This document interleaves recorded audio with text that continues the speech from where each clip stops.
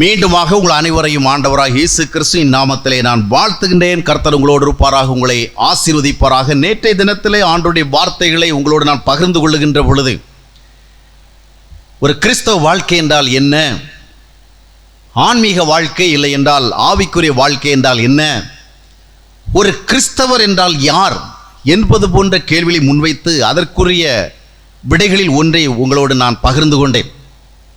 ஏதோ ஞாயிற்றுக்கிழமைக்கு நாம் ஆலயத்துக்கு வருகிறதுனாலேயோ, ஏதோ நாம் அனுதினமும் வேதத்தை படிப்பதினாலேயோ, ஜெபம் செய்வதினாலேயோ, உபவாசங்களில் ஈடுபடுவதினாலேயோ, கடவுளுடைய காரியங்களுக்காக கணிசமான ஒரு காணிக்கையை கொடுப்பதின் விளைவாகவோ நாம் உண்மையான கிறிஸ்தவர்களாக மாறிவிட்டோம் என்று உறுதியாக சொல்லிவிட முடியாது. நாம் என்ன செய்கிறோம் என்பதை விட நாம் எப்படி இருக்கிறோம் என்பது ஆண்டவருடைய பார்வையிலே மிக முக்கியமானதாக இருக்கின்றது. பக்தி என்ற பெயரிலே பல காரியங்களை செய்து, இவ்விதமான பக்தி காரியங்களை நாம் செய்வதனாலே நமக்குள்ளாக we may have some kind of satisfaction. ஏதோ ஆண்டவருக்காக நாம் செய்கிறோம் அவ்விதமாக உணர்ந்து நாம் திருப்தி அடைந்து கொள்ளலாம். ஆனால் நாம் என்ன செய்கிறோம் என்பதல்ல, எப்படி வாழ்கிறோம், how we are living, எப்படி வாழ்கிறோம், நம்முடைய வாழ்க்கை எதை பிரதிபலிக்கின்றது. ஆன்மீகத்திற்காக, ஆவிக்குரிய வாழ்விற்காக தோற்றங்களை உருவாக்கி கொள்வதல்ல, ஏதோ சில செயல்கள் மூலமாக நான் பக்தியானவன் என்பதை காட்டிக்கொள்வதல்ல, நாம் வாழும் விதங்களினாலே, நம்முடைய குணாதிசயங்களினாலே, நம்முடைய சுபாவங்களினாலே, நம்முடைய இயல்புகளினாலே, நம்முடைய மன ஓட்டத்தினாலே நாம் நம்மை யாரென்று காண்பிக்க வேண்டும். உண்மையான ஆன்மீகம் அங்குதான் வெளிப்படுகிறது. ஏதோ கோயில்களுக்கு செல்வதினாலோ, ஜெபக்கூடுகளில் கலந்து கொள்வதினாலோ, முக்கியமான ஊழியர்களை கனப்படுத்துவதினாலோ, அவரை அழைத்து வந்து ஆதரிப்பதினாலேயோ நாம் பக்தியானவர்களாக மாறிவிட்டோம் என்று அர்த்தமல்ல. அந்த விதமான பக்தி அல்ல. உண்மையான ஒரு பக்தி, அந்த உண்மையான பக்தி என்றால் நாம் எப்படி வாழ்கிறோம் என்பதின் அடிப்படையில் அமைகிறது.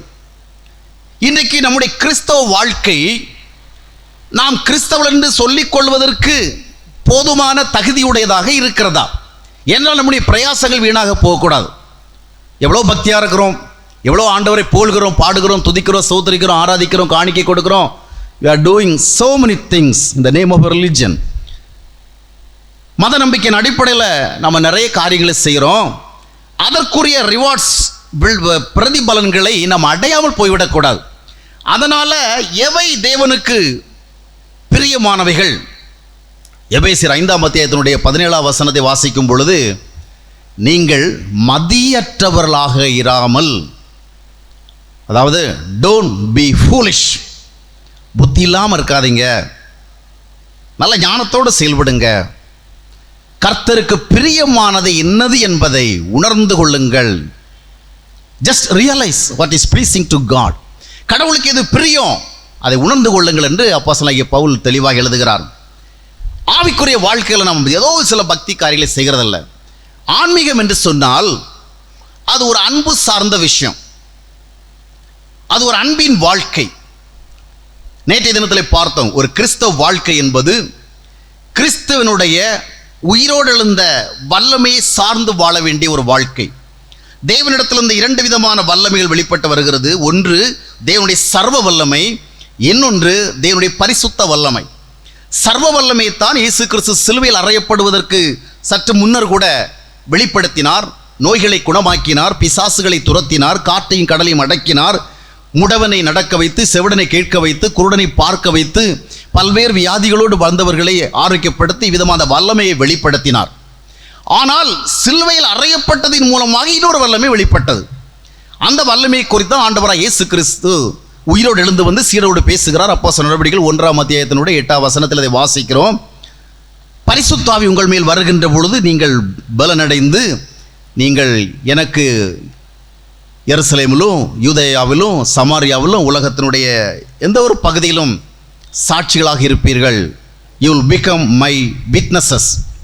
இந்த கிறிஸ்து சிலுவையில் அறையப்பட்டதின் விளைவாக வெளிப்பட்ட அந்த வல்லமை, அதுதான் நம்முடைய வாழ்வினுடைய உள்பகுதியை கடந்து செல்லுகிறது. வியாதி குணமாக்குகின்ற வல்லமை சரீரத்தோடு நின்று விடுகிறது. பொருளாதார வாழ்விலே ஏற்படுகிற வல்லமைகள் பொருளாதார ரீதியாக நின்று விடுகிறது.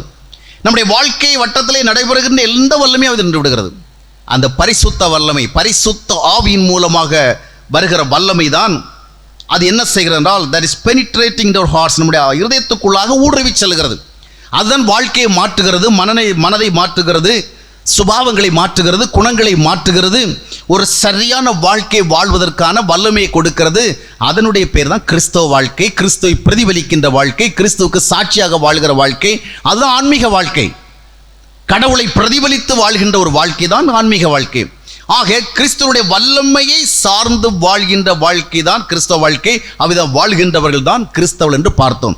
இன்றைய தினத்தில் நாம் இன்னும் ஒரு பயன்பாட்டை பார்க்க போற, சிலுவையில் இயேசு கிறிஸ்து அறையப்பட்டதனுடைய விளைவாக ஏற்பட்ட பல ஆசீர்வாதங்களுள் நேற்றைய தினம் ஒன்றை பார்த்தோம். இன்றைய தினம் இந்த ஒன்றை பார்க்க போகிறோம்.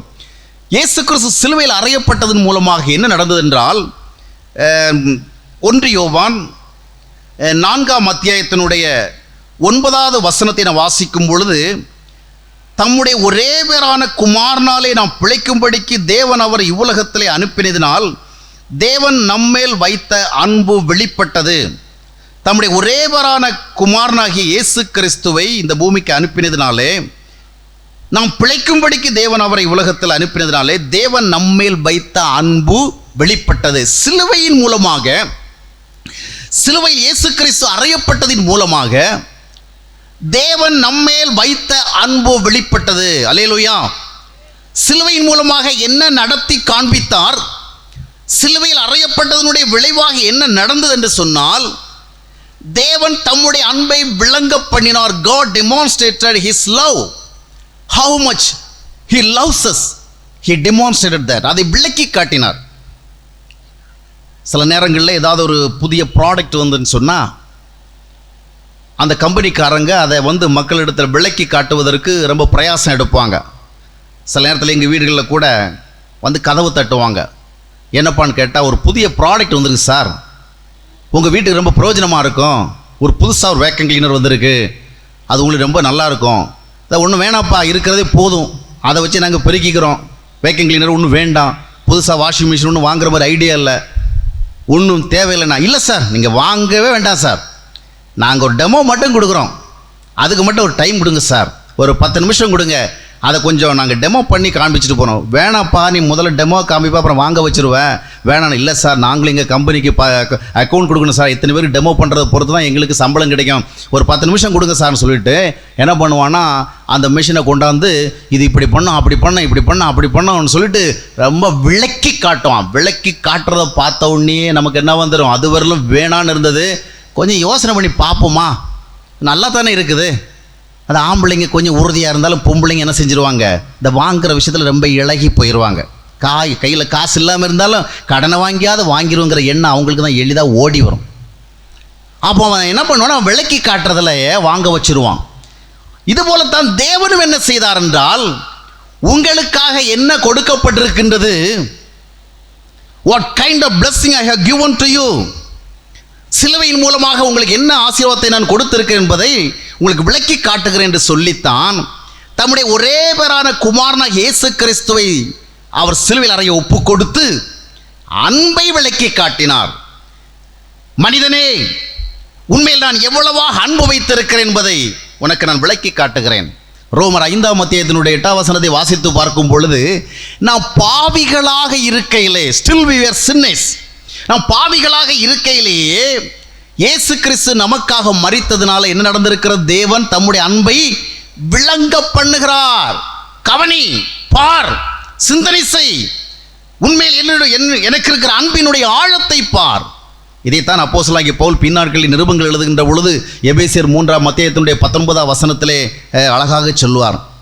அறிவுக்கு எட்டாத அந்த அன்பை அறிந்து கொள்ள நீங்கள் வல்லவர்களாக மாற வேண்டும். அறிவுக்கு எட்டாது, ஹியூமன் நாலேஜை கொண்டு அதை நம்ம அண்டர்ஸ்டாண்ட் பண்ணிக்க முடியாது.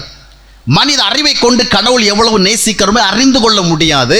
அப்படிப்பட்ட அன்பை நீங்கள் அறிந்து கொள்வதற்கு வல்லவர்களாக மாறணும். You must become powerful to understand love of God. கடவுளுடைய அன்பை புரிந்து கொள்வதற்கு வல்லவர்களாக மாறணும். இன்றைக்கு கூட நம்மில் அநேகருக்கு ஆண்டவருடைய அன்பை புரிந்து கொள்ள தெரியவில்லை. நாம் எப்பொழுது இன்னொருவர் நம்மை நேசிக்கிறதாக நினைக்கிறோம், இன்னொருத்தர் நம்ம மேலே ரொம்ப அன்பு வைத்திருக்கிறதா எப்போ நினைக்கிறோம்? 4 வார்த்தை அன்பாக பேசினா போதும், அதைத்தான் அன்புன்னு நினைக்கிறோம் இல்லையா? ஆமாம், நான் ஏதோ 4 நன்மைகள் நமக்கு செய்தால் போதும், நாம் அதை அன்பு என்று நினைக்கிறோம்.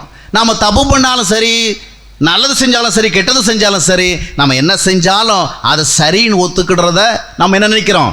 அன்புன்னு நினைக்கிறோம். ஆக நாம் விரும்புகிறது மாதிரி மற்றவங்க செயல்பட்டா அதை அன்பு என்று சொல்லும். நாம் எதிர்பார்க்கிறதுபடி மற்றவர்கள் செயல்படவில்லை என்று சொன்னால் அதை அன்பு என்று நாம் எடுத்துக்கொள்வதில்லை. அதனால தான் இக்காலத்தில் மாயான அன்பினால் இளம் வயதிலேயே பிள்ளைகள் வீடாக போயிடுறாங்க. சின்ன வயசுல என்ன பண்ணுறாங்க? எதிர்பாலின ஈர்ப்பில் இழுக்கப்பட்டு வாயிலிருந்து வருகின்ற கவர்ச்சியான வார்த்தைகளை, உணர்ச்சியினுடைய விளைவாக ஏற்படுகின்ற உணர்வுபூர்வமான வார்த்தைகளை கேட்டு இதுதான் அன்பு, இந்த அன்பு நமக்கு அவசியம் வேணும்னு நினைத்து அந்த அன்பை கண்டு மயங்கி மயங்கி வாழ்க்கையை வீணடித்து விடுகின்ற இழிநிலைகள் ஏற்படுகிறது. அன்பை எப்படி பார்க்க வேண்டும் என்று தெரியவில்லை. உனக்காகவே நான் அந்த உலகத்தில் வாழ்கிறேன், நீ இல்லைன்னா எனக்கு வாழ்வே இல்லை, அந்த மாதிரி 2 டயலாக் பண்ணால் போதும். சினிமாக்காரன் தான் நிறைய சினிமா படம் எடுத்து என்ன செய்யலாம், எப்படி வார்த்தைகளை சொன்னால் பொம்பளைங்களை மயக்கலாம், ஆம்பளைங்களை மயக்கலாம்னு சொல்லி கொடுக்குறாங்க இல்லையா? அந்த மாதிரி 4 வார்த்தைகளை சொன்னால் போதும், உடனே மயங்கிடுறாங்க. இதுதான் அன்பு. அப்புறம் கொஞ்சம் காலத்துக்கு பிறகு பார்த்தா தான், ஐயோ ஏமாந்து போயிட்டேனே, வஞ்சிக்கப்பட்டு விட்டேனே, துரோகம் செய்து விட்டார்களே. இன்னைக்கு கோர்ட்டில் போய் பார்த்தீங்கன்னா நிறைய டைவோர்ஸ் கேசஸ், அவங்களால அதை தீர்த்து வைக்க முடியலை, அவ்வளவு குவிந்து கிடக்குது. இந்த ஏராளமான கோர்ட்டு கேஸுகளில் பார்த்தீங்கன்னு சொன்னால் இப்போ தான் நம்ம நாட்டில் அரேஞ்ச் மேரேஜஸ் எல்லாம் ரொம்ப குறைஞ்சி போச்சு. எப்போது ஒரு ரேராக நம்ம திருச்சபைகளில் பெற்றோரால் பார்த்து வைக்கப்படுகிற திருமணம் நடக்குது. பெரும்பாலான திருமணம் அவங்கவுங்களே பார்த்து முடிவு பண்ணிக்கிட்டு தான் இல்லையா, பண்ணிக்கிட்டு இதுதான் உண்மையான காதல், இதுதான் உண்மையான அன்பு அப்படிங்கிற மாதிரி வேறு வசனம் சொல்லிக்கிறாங்க. கோர்ட்டில் போய் பார்த்தீங்கன்னா நிறைய கேஸ் பார்த்தீங்கன்னா, எந்த டைவோர்ஸ் கேஸு, ஒருத்தர் பார்த்து பேசி பழகி விரும்பி அவிதமாக நடைபெற்ற திருமணங்கள் தான். ஆக நீ இன்றி நான் இல்லை, நான் இன்றி நீ இல்லை, அடைந்தால் மகாதேவி இல்லைண்டா மரணதேவி அப்படிங்கிற மாதிரிலாம் வசனம் பேசி உருவாக்கப்பட்ட திருமணங்கள் தான் உடைந்து போகிறேன். அமெரிக்காக்காரன் தான் விரும்பி கல்யாணம் பண்ணுறதுல முன்னணியில் இருக்கிறான் உலகத்திலேயே. ஆனால் அந்த நாட்டில் தான் பார்த்தீங்கன்னு சொன்னால் நிறைய விவாகரத்து. அதனால தான் ஒரு சராசரி அமெரிக்கனுடைய வாழ்வில் 8 திருமணம் 9 திருமணம் நடைபெற்று கடைசியில் அந்த அம்மாவும் தனியாக இருக்குது, இந்த அம்மாவும் தனியாக இருக்குது. 2 பேரும் கடைசி காலத்தில் கூட இருக்கிறதுக்கு யாரும் இல்லை. போலியான அன்பை பார்த்து மயங்கி விடுகிறோம், போலியான வார்த்தைகளை கேட்டு மயங்கி விடுகிறோம். காரணம் என்னவென்றால், நம்முடைய உணர்வுகளுக்கு ஏற்றபடி மற்றவர்கள் செயல்படுகின்ற பொழுது அதைத்தான் அன்பு என்று உணர்ந்து கொள்கிறோம். ஆனால் தேவனுடைய அன்பு தட்ஸ் நாட் லைக் தட், அது மாதிரி கிடையாது. நாம் எப்போவுமே நாம் என்ன விரும்புகிறோமோ அது மாதிரி மற்றவங்க செய்தாதான் அதுக்கு அன்புன்னு சொல்லுவோம். நாம் விரும்புகிற மாதிரி செய்யலை, அது அன்புன்னு சொல்ல மாட்டோம். எங்கள் பையனுக்கு பார்த்தீங்கன்னா நல்ல சாப்பாடு, சின்ன பையன் நல்ல சாப்பாடு செஞ்சு வச்சுட்டு வாடா வந்து சாப்பிடுன்னு சொன்னால் அவன் வரமாட்டான். அவன் என்ன கேட்பான்னா, சாக்லேட் வாங்கி கொடுங்க, ஐஸ்கிரீம் வாங்கி கொடுங்க அப்படின்னு கேட்பான். நான் இந்த மாதிரிப்பட்ட ஐட்டம்ஸ் நிறைய வாங்கி கொடுக்குறதில்ல, இது அவ்வளவு ஹெல்த்துக்கு நல்லதுன்னு வாங்கி கொடுக்குறல. அவன் சில நேரத்தில் சொல்லுவான், நீங்கள் எல்லாம் ஒரு அப்பாவா, ஒரு சாக்லேட் கூட வாங்கி தர மாட்டேங்கிறீங்க, ஒரு ஐஸ்கிரீம் கூட வாங்கி தர மாட்டேங்கிறீங்க, சும்மா சோத்தை பொங்கி வச்சுட்டு அதையே சாப்பிடு என்னை கம்பல் பண்ணுறீங்க. என் கூட படிக்கிற பிள்ளைகளுக்கெல்லாம் அவங்க அம்மா அப்பா எவ்வளவு வாங்கி கொடுக்குறாங்க, அவங்கள எவ்வளோ அன்பாக இருக்கிறாங்க, நீங்கள் அன்பாகவே இருக்க மாட்டேங்கிறீங்க, உங்கள்கிட்ட அன்பே இல்லை. ஏன்னா அன்பை சாக்லேட் வடிவத்தில் ஐஸ்கிரீம் வடிவத்தில் தான் எங்கள் பையன் பார்க்க விரும்புகிறான். ஆனால் அவனுக்காக கரிசனையோடு ஆயத்தப்படுத்தப்பட்டு வைத்திருக்கிற சரியான உணவை அவன் என்ன செய்யலை, விரும்பலை. காரணம்னா குழந்தை பருவம், எது தன்னுடைய சரீரத்துக்கு நலமானது என்பதை உணர முடியவில்லை. வாய்க்கு ருசியாக உணரப்படுகிறது எல்லாம் நல்லது என்று எண்ணி அதை கொடுக்கிறவள் தான் அன்புடன் எண்ணுகின்ற ஒரு சூழ்நிலை இருக்கின்றது. அதுபோல் தான் தேவனுடைய அன்பையும் நாம் பல நேரங்களில் விளங்கி கொள்ளுகிறதில்ல. நம்முடைய வாழ்வில் கஷ்டங்கள் வருகிறது, நெருக்கடிகள் வருகிறது, பாடுகள் வருகிறது, துன்பங்கள் வருகிறது, தோல்வியில் வருகிறது, ஏமாற்றங்கள் வருகிறது, நாம் எதிர்பார்த்தபடி காரியங்கள் நிகழவில்லை, அநேக காரியங்களுக்காக நாம் ஜெபிக்கிறோம், ஆண்டவர் நமக்கு தரவில்லை. உடனே நாம் என்ன முடிவுக்கு வருகிறோம், ஆண்டவர் என் மேல் நேசமாக இல்லை, ஆண்டவர் என் மேல் அன்பாக இல்லை, ஆண்டவர் எப்போ பார்த்தாலும் என்னை யோபு மாதிரி சோதிச்சுக்கிட்டே இருக்கிறாரு, தாவீது மாதிரி என்னை சோதிச்சுக்கிட்டே இருக்கிறாரு. சில கிறிஸ்தவங்களை பார்த்தா எப்போ பார்த்தாலும் அவங்க வாயிலிருந்து வருகிற வார்த்தை, ஆண்டவர்னை சோதிக்கிறாரு சோதிக்கிறாரு சோதிக்கிறாரு. ஆனால் பைபிள் என்ன சொல்லுது? யோபு என்ன சொன்னா? அவர் என்னை சோதித்த பின்பு நான் எப்படி விளங்குவேன்? துரும்பு பிடித்த பாத்திரமாக விளங்குவேன். அப்படியே சொன்னா சுத்த பொன்னாக விளங்குவேன். ஆண்டவர் சோதித்தா ஒரு நோக்கத்திற்காக தான் சோதிப்பார், ஒரு மாற்றத்தை ஏற்படுத்தும்படியாக தான் சோதிப்பார். அவர் சோதித்தால் அந்த விதமான காரியங்கள் நம்முடைய வாழ்வில் நடைபெறும். ஆனால் நம்முடைய வாழ்வில் ஒரு மாற்றமுமே இல்லை. சுபாவம் மாறல்ல, குணம் மாறல்ல, இயல்பு மாறவில்லை, எண்ணம் மாறவில்லை, நினைவு மாறவில்லை, கொள்கை மாறவில்லை, கோட்பாடு மாறவில்லை, எல்லாம் அப்படி இருக்கு. ஆனால் நம்ம அவன் சொல்றது என்ன? ஆண்டவர் என்ன ரொம்பவே சோதிக்கிறார். Always is testing me. என்னை சோதிச்சுக்கிட்டே இருக்கிறார். அவர் சோதிச்சு உன் வாழ்க்கையில் என்ன நிகழ்ந்திருக்குது வர? நீ பரிசுத்தமாக இருக்கிறியா? நீ உண்மையாக இருக்கிறியா? நீ அன்புள்ளவனாக மாறிட்டியா? ஒழுக்கமுள்ளவனாக மாறிட்டியா? இல்லையே. அப்படின்னு இது ஆண்டவரால் வந்த சோதனை இல்லை. இது உலகத்தில் பிசாசனால உனக்கு வருகிற சோதனை. நீ இதை உணர்ந்து கொண்டு ஆண்டவரை ஏற்றுக்கொள்ளுகின்ற பொழுதுதான் உண்மையான ஆண்டவருடைய ஆசீர்வாதத்தை அடைய முடியும். ஆக ஆண்டவர் சோதிக்கிறார் சொல்லுகிற மக்களை தான் பார்க்கிறேன். காரணம் என்னவென்றால், வாழ்விலே அவர்கள் சந்திக்க நேடுகின்ற பிரச்சனைகளுக்கு மத்தியிலே தாங்கள் எதிர்பார்க்கிற நன்மைகள் கிடைக்காத பொழுது, தங்களுடைய பிரச்சனைகள் நீங்காத பொழுது அவர்கள் தேவன் தங்களை நேசிக்கவில்லை என்று முடிவெடுத்துக் கொள்கிறார்கள்.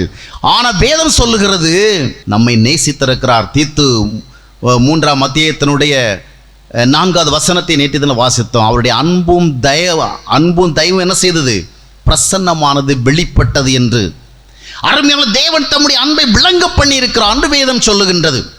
இந்த தேவனுடைய அன்பை நாம் முதலாவது அறிய வேண்டும். First of all, we must understand the love of God. We must know the love of God. தேவனுடைய அன்பை நம்முடைய வாழ்வில் அறிய கிறிஸ்தவர்களாக இருக்கின்ற நாம் முதலாவது தேவனுடைய அன்பு, கிறிஸ்துவனுடைய அன்பு அதை இன்னதென்பதை அறிய வேண்டும். அதை அறிந்து கொண்டால்தான் நம்முடைய ஆவிக்குரிய வாழ்க்கை நமக்கு உற்சாகத்தை தரும். அதை அறிந்து கொண்டால்தான் நம்முடைய ஆவிக்குரிய வாழ்க்கை நமக்கு ஆசீர்வாதத்தை கொண்டு வரும். அதை அறிந்து கொண்டால்தான் நம்முடைய ஆவிக்குரிய வாழ்க்கை உண்மையான ஒரு வாழ்க்கையாக விளங்கி மற்றவர்களுக்கும் பிரயோஜனமாக இருக்கும். முதலாவது நாம் என்ன செய்ய வேண்டும்? ஆன்மீக வாழ்க்கையில் ஏதோ சீரியஸாக ஏதோ ஆவிக்குரிய பக்தி காரியங்களை செஞ்சுட்டு இருக்கிறதில்ல. நம்ம என்ன செய்யணும்? We must know how God loves me. ஆண்டவர் எப்படி என்னை நேசிக்கிறோம் அறிந்து கொள்ள வேண்டும். அன்பை அறிந்தவர்களாக, அந்த அன்பை அனுபவிக்கிறவர்களாக, அந்த அன்பை பிறருக்கு கொடுக்கின்றவர்களாக வாழ்கிறவர்கள் தான் யாரு? கிறிஸ்தவங்க. அதாவது உண்மையான ஆன்மீகவாதிகள், உண்மையான ஆவிக்குரியவர்கள். அவங்க என்ன பண்ணணும்? முதலாவது கடவுளுடைய அன்பை அறியணும், இரண்டாவது அந்த அன்பை அனுபவிக்கணும், மூன்றாவது அந்த அன்பை மற்றவர்களுக்கு கொடுக்கணும். இந்த மூன்று ஒருவருடைய வாழ்வில் நிகழவில்லை என்று சொன்னால் அந்த வாழ்வு உண்மையான ஒரு ஆன்மீக வாழ்வாக, ஆவிக்குரிய வாழ்வாக இராது. ஆக ஒரு கிறிஸ்தவ வாழ்க்கை என்பது கிறிஸ்தவனுடைய பரிசுத்த வல்லமை சார்ந்த வாழ்வாக இருக்க வேண்டும். இரண்டாவதாக ஒரு கிறிஸ்தவ வாழ்க்கை, ஆன்மீக வாழ்க்கை என்பது கிறிஸ்துவனுடைய அன்பை சார்ந்ததாக இருக்கணும். அந்த அன்பை சார்ந்து வாழ்கிற வாழ்வாக இருக்கணும். அப்படி வாழ வேண்டும் என்றால் முதலாவது ஆண்டவருடைய அன்பை அறிந்து கொள்ள வேண்டும். ஆண்டவர் என்ன சொல்லுகிறார்? யோவான் 3ஆம் அத்தியாயத்தினுடைய 16ஆம் வசனத்தை வாசிக்கும் பொழுது ஆண்டவராய் இயேசு கிறிஸ்து சொல்லுகிறார், தம்முடைய ஒரேவரான குமாரனை விசுவாசிக்கிறவர்கள் எவர்களோ அவர்கள் கெட்டுப் போகாமல் நித்திய ஜீவனை அடையும்படியாக தேவன் அவரை நமக்காக தந்தருளி இவ்வளவாக உலகத்தில் அன்பு கூர்ந்தார். தேவன் தம்முடைய ஒரே பேரான குமாரனை மனுக்குலத்தினுடைய மீட்பிற்காக, மனுக்குலத்தினுடைய ரட்சிப்பிற்காக, மனுக்குலத்தினுடைய பாவ விடுதலைக்காக அவரை நமக்கு தந்தருளி இவ்வளவாக அன்பு கூர்ந்தார். இதுக்கு அப்பால ஆண்டவர் நம்மளை நேசிக்கவே முடியாது. மேக்சிமம் இதுக்கு மேல் ஆண்டவர் நம்மளை நேசிக்க முடியாது. அவருடைய அன்பின் எல்லையாகத்தான் நடந்தது. என்ன நடந்திருக்கிறது? தம்முடைய ஒரே பேரான குமாரனை அவர் நமக்காக தந்தருளி இருக்கிறார். அந்த ஒரே பேரான குமாரன் மூலமாகத்தான் நமக்கு ரட்சிப்பு வந்திருக்கிறது. அந்த ரட்சிப்பை குறித்த வேதம் சொல்கிறது, இவ்வளவு பெரிதான ரட்சிப்பு, such a great salvation. இதை நீங்க அனுபவிப்பதற்கு கவலையற்று போனால் தண்டனைக்கு எப்படி தப்பித்துக் கொள்ள போகிறீர்கள் என்று கேட்கிறோம். அப்போ தேவன் தம்முடைய ஒரேவரான குமாரனை நமக்காக தந்தருளி இவ்வளவா உலகத்தை அன்பு கூர்ந்தாரா? அங்கே தான் நாம் தேவனுடைய அன்பை அறிகிறோம். There we know the love of God. அங்கே தான் ஆண்டவருடைய அன்பை காண்கிறோம். அல்லேலூயா. இதை நாம் வேதபூர்வமாக விசுவாசிக்கணும்.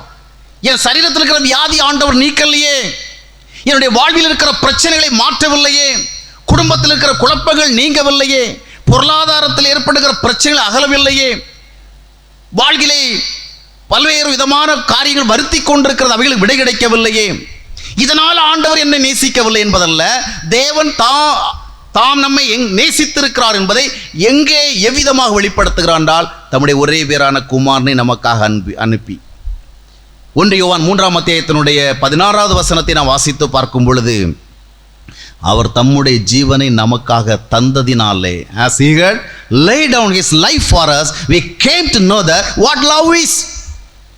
அவர் தம்முடைய ஜீவனையே நமக்காக தந்திருக்கிறார்.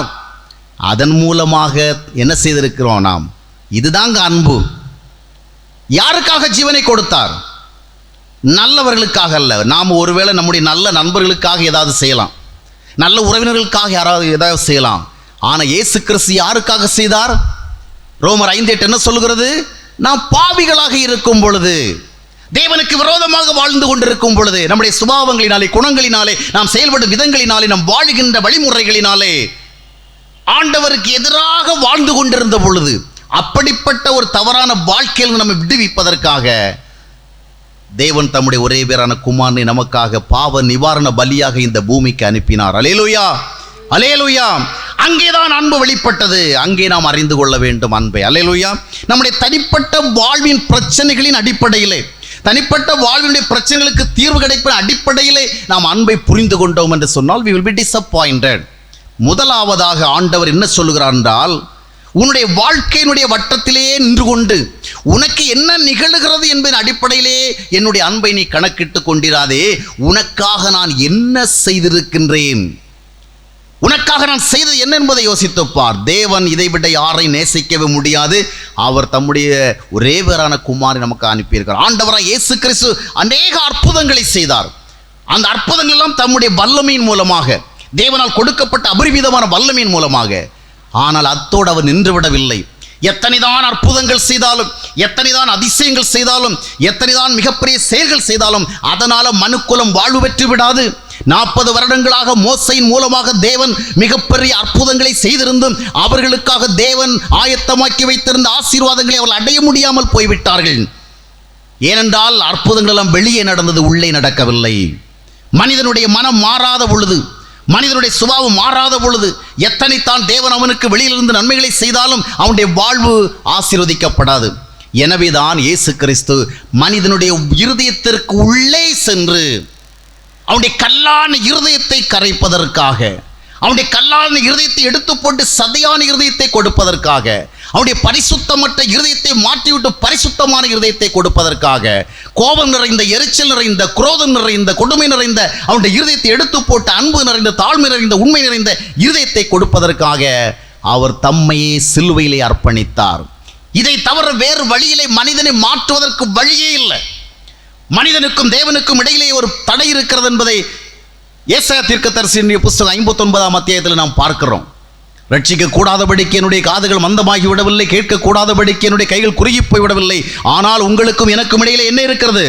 There stands a sin. பாவம் நின்று கொண்டிருக்கிறது. அந்த பாவம் என்கிற தடையை அகற்றி போடுவதற்காகத்தான் ஆண்டவராக இயேசு கிறிஸ்து இந்த பூமிக்கு வந்தார்.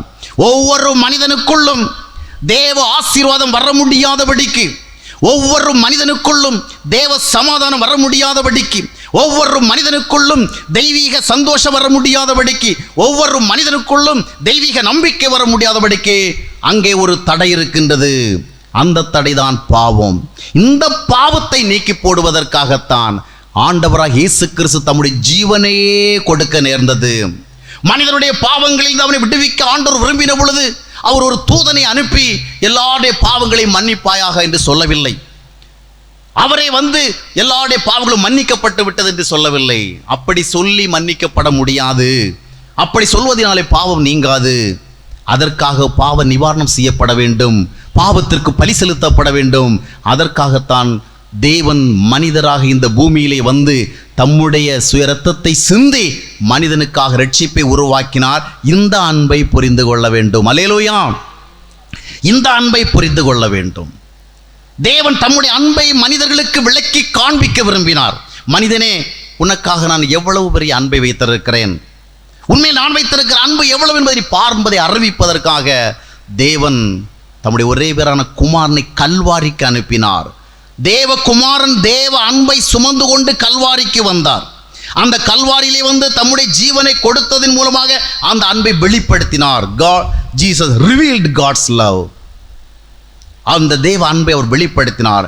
ஆக தேவ அன்பு பரலோகத்திலிருந்து கல்வாரி வழியாக இந்த பூமியிலே பொழிந்தருளப்பட்டது. அதைத்தான் தீத்து 3ஆம் அத்தியாயத்தினுடைய 7ஆம் வசனத்தில் நாம் பார்க்கிறோம். அந்த அன்பு பொழிந்தருளப்பட்டது. ஆக இவ்விதமாக தேவன் நம்மை நேசித்திருக்கிறார்.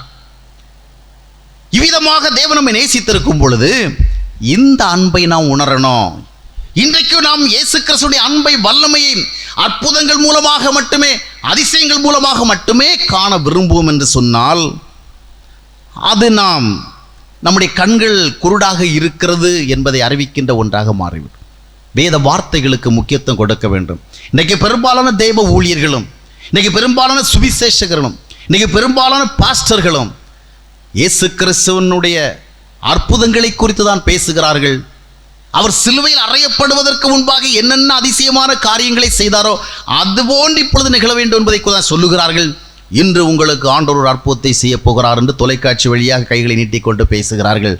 ஆனால் சிலுவையில் அறையப்பட்டதின் மூலமாக என்ன நடந்தது என்பதை சொல்லி விளக்குவதற்கு இன்றைக்கும் பெரும்பாலான தெய்வ ஊழியர்கள் பின்னோக்கி செல்லுகின்றார்கள். காரணம் என்னவென்றால் மனிதர்கள் விரும்புகின்ற விதமாகவே அவர்களுக்கு கொடுக்க விரும்புகிறார். நான் அதனால் தான் உங்களுக்கு சொன்னேன், எங்கள் சின்ன பையன் வந்து ஐஸ்கிரீமும் சாக்லேட் தான் கேட்பான். ஏன்னா அதுதான் அவனுக்கு இந்த வயசில் நாவுக்கு டேஸ்ட்டாக இருக்கும். அதை கொடுத்தா அவன் அன்புன்னு சொல்லுவான். ஆனால் அந்த மாதிரி கொடுத்தா என்ன நடக்கும்? நம்ம பிள்ளை கேட்குதே, ஆசையாக கேட்குது அப்படி சொல்லிட்டு சாப்பிடுப்பா ஒரு 1/2 கிலோ ஐஸ்கிரீம் வாங்கித்தரேன், ஒரு 10 டைரி மில்க் வாங்கித்தரேன் அப்படின்னு வாங்கி கொடுத்தா என்ன நடக்கும்? என்ன நடக்கும்? பையன் ரொம்ப சந்தோஷப்படுவோம், பிள்ளைங்க ரொம்ப சந்தோஷப்படுவாங்க இல்லையா? எங்கள் டேடி ரொம்ப அன்பானவங்க, எங்கள் மம்மி ரொம்ப அன்பானவங்க, என்ன கடலை வாங்கி கொடுத்துட்றாங்க. இன்றைக்கி அநேக பெற்றோர்கள் கூட தங்களுடைய பிள்ளைகளை எப்படி நாசம் பண்ணுறாங்க? அவங்க கேட்குறதெல்லாம் வாங்கி கொடுத்து தான். என்னென்ன கேட்குறாங்களா? ஐயோ பிள்ளை கேட்குது, நாம தான் வயிற்றை கட்டி வாயை கட்டி வாழ்ந்துட்டோம், நம்ம பிள்ளையாவது நல்லா இருக்கட்டும் அப்படி சின்ன வயசுலேருந்தே என்ன செய்கிறாங்க? கேட்டதெல்லாம் கொடுத்துட்றாங்க. நாங்கள் எல்லாம் படிக்கிற காலத்தில் ஒரு 10 பைசா பாக்கெட் மணி கிடைக்கிறதுங்கிறது பெரிய விஷயம். அதனால தான் அங்கங்கே ஏதாவது திருடுறதுக்கு வழி இருக்கான்னு கூட நாங்கள் யோசிப்போம். அந்த காலத்தில் யாராவது 4 8 அந்த பக்கம் தெரியாமல் வச்சுட்டு போனாங்க, அது எங்கள் பாக்கெட்டுக்கு வந்துடும். ஏன்னா முறையாக பாக்கெட் மணி தரதில்லை. இப்போ பசங்க வந்து ஒரு குடும்பம் நடத்துகிற அளவுக்கே பாக்கெட்டில் மணி வச்சுருக்கிறானுங்க. பிள்ளைங்க வெளியே போகிறவங்கள போதுமான பணம், போதுமா ஒரு செல்ஃபோனை வச்சுருக்கிறாங்க, விடிய விடிய பேசுகிறாங்க. அதுக்கு எல்லாத்துக்கும் என்ன பண்ண முடியுது? ரீசார்ஜ் போட முடியுது. எங்கிருந்தால் காசு வருதுன்னு தெரில. நல்லா பார்க்கணும். ஐயோ புள்ள சந்தோஷமாக இருக்கட்டும், புள்ள கண் கலங்கக்கூடாது, நாம தான் அனுபவிக்கல, நம்ம பிள்ளைகளாக நல்லா அனுபவிக்கணும், கேட்குறதெல்லாம் வாங்கி கொடுக்கணும். ஆக நாம் விரும்புகிறவர்களெல்லாம் கொடுக்க முன் வந்தால் அதனாலே ஒரு வாழ்வு ஆசீர்வாதமாக மாறாது, அந்த வாழ்வு நாசமாகும். எதை கொடுக்க வேண்டுமோ, எப்படி கொடுக்க வேண்டுமோ அப்படி கொடுப்பதற்கு பெற்றோர் அறியவில்லை என்றால் தங்களுடைய பிள்ளைகளை நேசிக்கிறோம் என்ற பெயரிலே அவர்கள் நாசமாக்குகிறார்கள். இன்றைய கிறிஸ்தவ மக்களையும் இன்றைய ஜனங்களையும் பெரும்பாலான கிறிஸ்தவ தலைவர்களும் நாசமாக்குகிறார்கள். அற்புதங்கள் என்ற பெயரிலே, அதிசயங்கள் என்ற பெயரிலே ஜனங்கள் என்ன பெற விரும்புகிறாரோ அதை குறித்தே அறிவித்து, அதை குறித்தே வாக்கு கொடுத்து நாசமாக்குகிறார்கள். ஆசீர்வாதம் ஆசீர்வாதம் என்று சொல்லி ஆசீர்வாதத்தின் பெயரை சொல்லிக் கொண்டு சாபமான வாழ்விற்கு வழிநடத்தி கொண்டிருக்கிறார்கள். மக்களுக்கு உண்மையான அன்பு எங்கே இருக்கிறது தெரியவில்லை. அற்புதங்களை தேடுகிறோம், அதிசயங்களை தேடுகிறோம். ஆண்டவர் செய்த மிகப்பெரிய அற்புதமாகிய மனிதனுடைய வாழ்க்கை மாற்றத்திற்காக அவர் செய்த அந்த தியாகத்தை அறிந்து கொள்ளவில்லை. ஆண்டவர் சொல்கிறார், என்னுடைய ஒரே பேரான குமாரனை உனக்காக நான் தந்தருளி இவ்வளவாக உலகத்திலே அன்பு கூர்ந்திருக்கிறேன். அதை நாம் என்ன செய்யணும்? அறிய வேண்டும். First of all, we Christians must know that where God has loved us, எங்க ஆண்டவர் நம்மளை நேசிச்சிருக்கிறார், எதை அவர் நேசம் என்று சொல்லுகிறார், அதை அறிந்து கொள்ள வேண்டும். அறிந்திருக்கிறீர்களா? ஆண்டவருடைய அன்பை நீங்கள் அறிந்திருக்கிறீர்களா? ஆக முதலாவது கிறிஸ்து சிலுவையின் மூலமாக வெளிப்படுத்தின அந்த அன்பை நாம் அறிய வேண்டும். இரண்டாவதாக இன்னொரு அனுபவத்திற்காக நாம் கடந்து செல்ல முன்வரும். இப்போ பைபிள் சொல்லுது, தேவன் நம்மை நேசித்தார், அன்பு செய்தார், அன்பை வெளிப்படுத்தினார் என்று. இது எப்படி நமக்கு தெரியும்? நான் சில இடத்துல கேட்பேன், சொல்றீங்களே ஆண்டவர் உங்களை நேசிக்கிறாருன்னு, ஆண்டவர் அன்பானவர்னு சொல்றீங்களே, எப்படி சொல்றீங்க? அதுதான் பைபிளில் எழுதியிருக்குல்ல. யோவான் 4:16 என்ன சொல்லுகிறது? தேவன் அன்பாகவே இருக்கிறார். God is love. பைபிளில் எவ்வளோ வசனம் ஆண்டவர் அன்பாக இருக்கிற சொல்லுது. அதனால we also believe that God loves us. அவசியம்தான், அறிவு முதலாவது வேணும், ஆண்டவர் நேசிக்கிறான். ஆனால் இதை எப்படி உண்மை என்று நம்முடைய வாழ்விலே புரிந்து கொள்வது? In which way we can come to know that really God loves us? ஆண்டவர் உண்மையிலேயே நம்மளை நேசிக்கிறார் என்பதை எப்படி அறிந்து கொள்வது? கொஞ்சம் யோசிங்க. ஏதோ கன்வென்ஷன் கூட்டங்கிறதுக்காக அப்படியே உட்காந்து கேட்டே இருக்கணும் அப்படிங்கிற மாதிரி ஒன்றும் கட்டாயம் கிடையாது. எப்படி நேசிக்கிறார், ஏன் வாழ்க்கையில் ஆண்டவர் என்ன நேசித்தார் என்பதை எப்படி கண்டுபிடிச்சேன்? பைபிள் சொல்றதுனாலயா, பிரசங்கிமார்கள் போதிக்கிறதுனாலயா, பாஸ்டர்கள் உபதேசிக்கிறதுனாலயா? வேதாகமத்தின் மூலமாகவும் ஆண்டவர் நம்மை நேசிக்கிறார் என்று அறிகிறோம், போதகர்கள் மூலமாகவும் அறிகிறோம், போதனைகள் மூலமாக அறிகிறோம். ஆனால் இவைகளெல்லாம் ஹிஸ்டாரிக்கல் எவிடன்சஸ், ஹிஸ்டாரிக்கல் இன்ஃபர்மேஷன்ஸ், சரித்திரபூர்வமான தகவல்கள். வேதாகமத்தில் கொடுக்கப்பட்டிருப்பதும் நடைபெற்றதை குறித்த தகவல்கள் தான், ஜஸ்ட் இன்ஃபர்மேஷன்ஸ். ஆனால் அறிவை மட்டும், அந்த தகவல்களை மட்டும் வைத்துக்கொண்டு நாம் ஆசீர்வதிக்கப்பட்டவர்களாக மாறிவிட முடியாது, இல்லையா? எதை குறித்து நாம் தகவல் அறிந்திருக்கிறோமோ, கேள்விப்பட்டிருக்கிறோமோ, அதை நம்முடைய வாழ்வில் என்ன செய்யணும்? we must taste. கர்த்தர் நல்லவர் என்பது நம்ம எல்லாருக்கும் தெரியும். God is good, எல்லாருக்கும் தெரியுது. ஆனால் தாவீது என்ன சொல்றாரு? கர்த்தர் நல்லவர் என்பதை ருசித்து பாருங்கள். come and taste that God is good. ஆண்டவர் நல்லவர்ங்கிறது என்ன செய்யுங்க? ருசித்து பாருங்க. மிட்டாய் கடைக்கு போயிட்டு, ஆஹா இந்த ஸ்வீட் ரொம்ப நல்லா இருக்குதே, பார்க்குறது ரொம்ப அழகாக இருக்குதே, ஓஹோ இது அதை விட நல்லா இருக்குது, ரொம்ப கலர்ஃபுல்லாக இருக்குது, இப்படி ஒவ்வொன்றா பார்த்துட்டு ஒன்றுமே வாங்காமல் வீட்டுக்கு வந்துட்டு, என்ன அருமையான ஸ்வீட்ஸ் எல்லாம் ஸ்வீட் ஸ்டாலில் வச்சுருந்தான் தெரியுமா, நான் பார்த்துட்டு வந்தேன் அப்படின்னு சொல்கிறதுனால நமக்கு ஏதாவது பிரயோஜனம் உண்டா?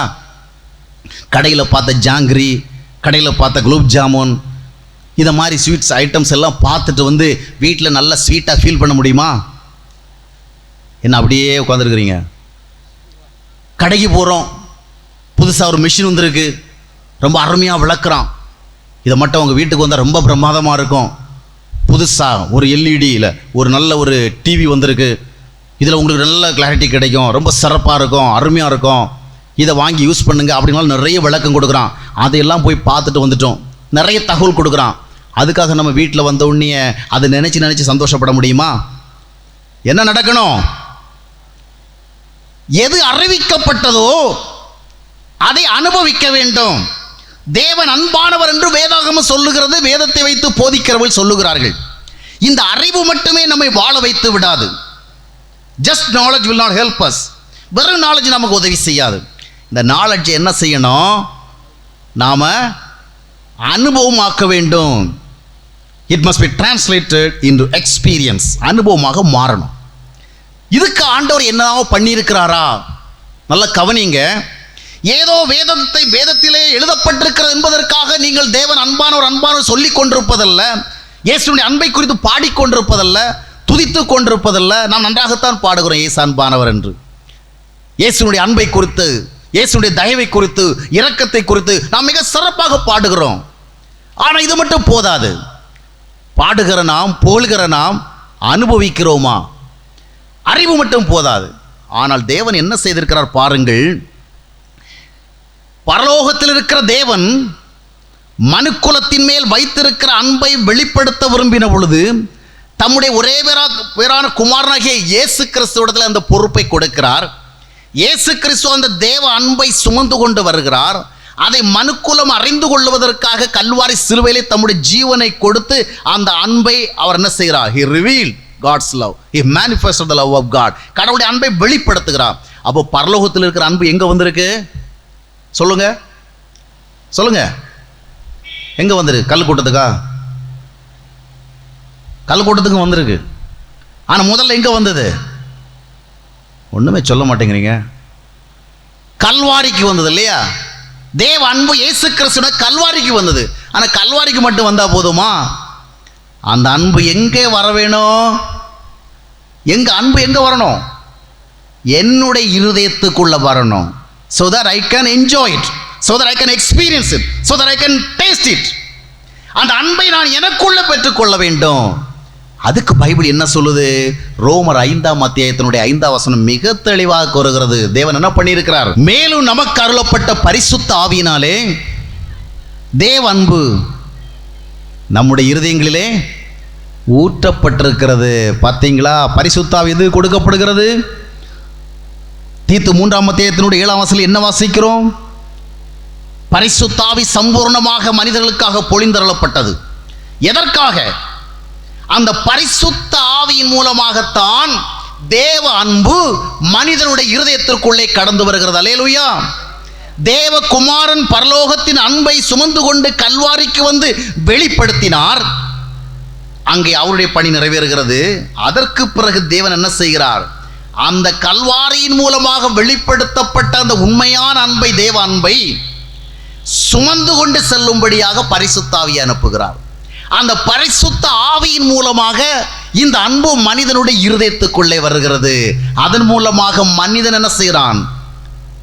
Now he has got an opportunity to taste the love of God. கடவுளுடைய அன்பை ருசிக்கிற ஒரு வாய்ப்பை பெறுகிறான். ஆக பரிசுத்த ஆவியின் மூலமாக தேவ அன்பு வருகிறது. இந்த அன்பை தான் அனுபவிக்கணும். இன்றைக்கு தேவன் அன்பானவர் என்று சொல்லுகிறோம். இது ஒரு பொதுவான உண்மையை ஒத்துக்கொள்ளுதல். 2 பேர் ஒரு அறைக்குள்ளே உட்கார்ந்துருந்தானுங்களாம். அறையை ஃபுல்லாக சாத்தி வச்சிருக்கிறானுங்க. கதவை சாத்திட்டானுங்க, ஜன்னலை சாத்திட்டானுங்க. ஃபுல் டார்க்னஸ், எங்கேயுமே ஒரு ரே ஆஃப் லைட்டு கிடையாது. அது வர்றதுக்கு வாய்ப்பும் கிடையாது. ஆனால் உள்ளே உட்காந்துட்டு 2 பேரும் எதை பற்றி பேச ஆரம்பித்தாங்கன்னா, சூரியனை பற்றி. ஒருத்தர் சொன்னார், சூரியன் எங்கே உதிக்கிறான்ங்கிறது எனக்கு தெரியும். எங்கே உதிக்கிறான்? கிழக்கில் உதிக்கிறான். Sun rises in the east. உடனே அவன் சொன்னானா, அது மட்டுமா? சூரியன் வெளிச்சத்தை கொடுக்குறான். உடனே அடுத்தவன் சொன்னான், அது மட்டுமா? இந்த சூரிய வெளிச்சத்தினால பயிர் பச்சைகள் எல்லாம் வளர்கிறது. அது மட்டுமா? மனுஷனுக்கு சூரிய வெளிச்சம் இருந்தால் தான் அவன் நல்ல ஆரோக்கியமாக வளர முடியும். இந்த மாதிரி 2 பேரும் மாற்றி மாற்றி மாற்றி மாற்றி என்ன பண்ணுறாங்க? சூரிய வெளிச்சத்தை பற்றி பிரமாதமாக விளக்கம் கொடுக்குறாங்க. என்ன செய்கிறாங்க? சூரிய வெளிச்சத்தை குறித்து 2 பேருமே நல்லா பேசுகிறானுங்க. ஆனால் இவங்க எங்கே இருக்கிறாங்க? They are in the darkness. 2 பேரும் வெளிச்சத்தை குறித்து பேசுகிறார்கள். அவரவர்களுக்கு தெரிந்த உண்மைகளை எல்லாம் பகிர்ந்து கொள்ளுகிறார்கள். ஆனால் they don't enjoy the light. They are in the darkness. அந்த இருளுக்குள்ள இருக்கிறாங்க. அப்போ அதிலிருந்து என்ன தெரிய வருகிறது? இருளுக்குள் இருந்து கொண்டே, being in the darkness, we can know many things about the light. இருளுக்குள் இருந்து கொண்டே என்ன செய்யலாம்? வெளிச்சத்தை பற்றி நிறைய தெரிஞ்சுக்கலாம். அதுபோல தேவ அன்பை அனுபவிக்காமலே, தேவ அன்பை உள்ளத்துக்குள் உணராமலே ஆண்டோடைய அன்பை குறித்து நாம் அறிந்து நிறைய பேசலாம், பாடலாம், புகழலாம். அது நம்ம வாழ்க்கைக்கு பிரயோஜனம் அல்ல. அன்பு என்ன செய்யப்பட வேண்டும்? That must be experienced. அது அனுபவிக்கப்பட வேண்டும். கிறிஸ்தவர்கள் என்றால் கிறிஸ்துவனுடைய அன்பை அறிந்தவர்களாக மட்டுமல்ல, அதை அனுபவிக்கிறவர்களாக விளங்க வேண்டும். அவ்விதமாக அனுபவிப்பதற்காகத்தான் பரிசுத்த ஆவி பொழிந்தருளப்பட்டது. இன்றைக்கு நிறைய பேருக்கு பரிசுத்த ஆவின்னு சொன்னாலே ஆடணும், பாடணும், ஓடணும், குதிக்கணும், இதுதான் நினைவில் வருகிறது. நிறைய தேவ ஊழியர்களும் பரிசுத்த ஆவியின் மூலமாக ஜனங்களை ஆட வைக்கிறாங்க, பாட வைக்கிறாங்க, விழ வைக்கிறாங்க. ஆனால் அவருடைய அன்பை அனுபவிக்க வைக்கவில்லை.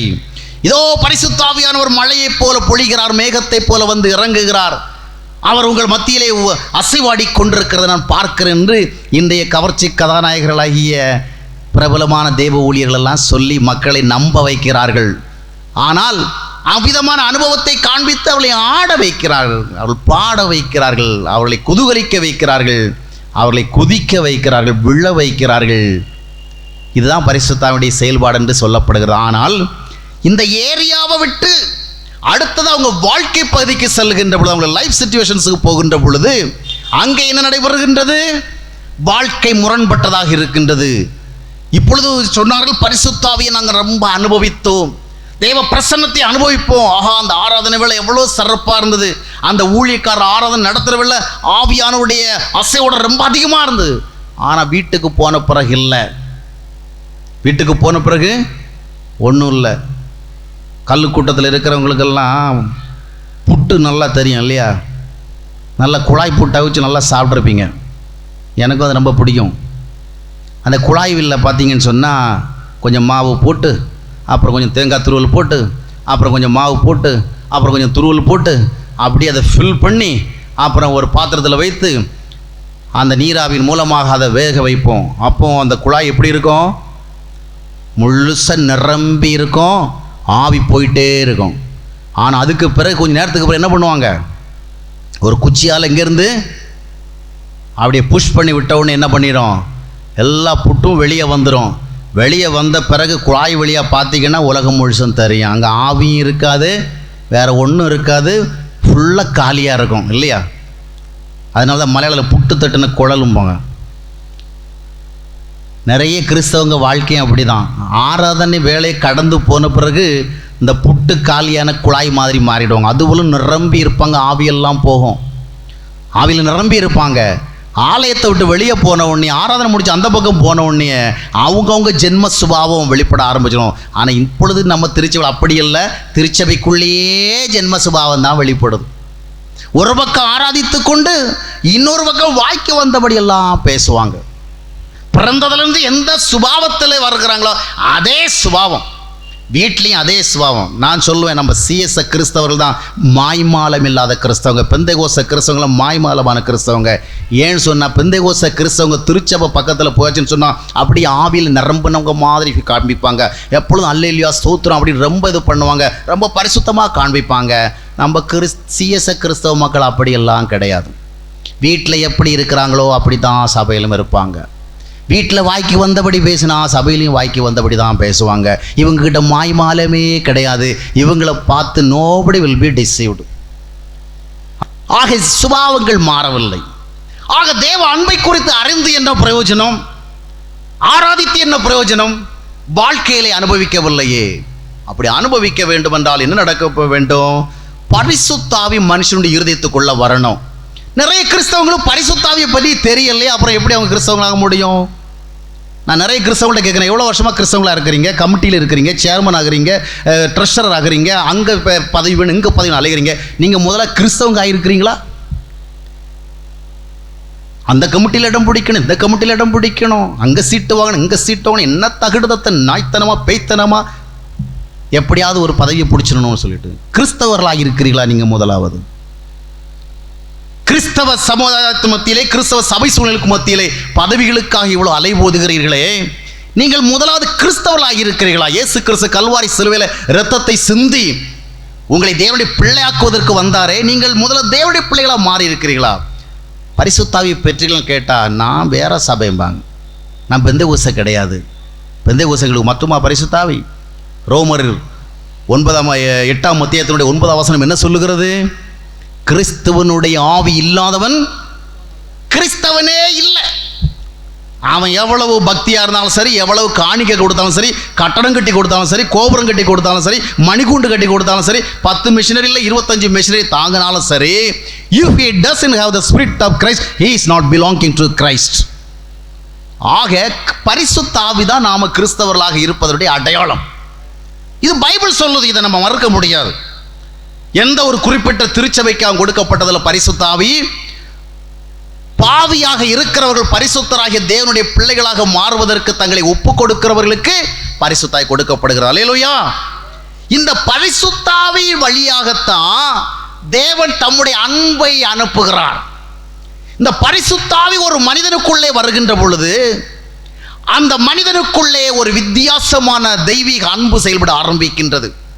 அவனுடைய வாழ்விலே ஒரு உண்மையான பரவசம் ஏற்படுகிறது. அது பரிசுத்தமாக மாறுகிறது.